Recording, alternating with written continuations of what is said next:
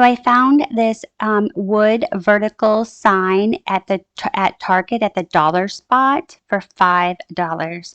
So I thought I'd bring it home and give it a little bit of love.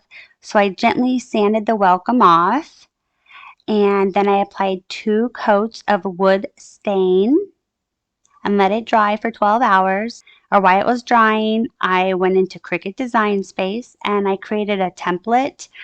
The wood template was 9.5 inches wide by 42 inches in height.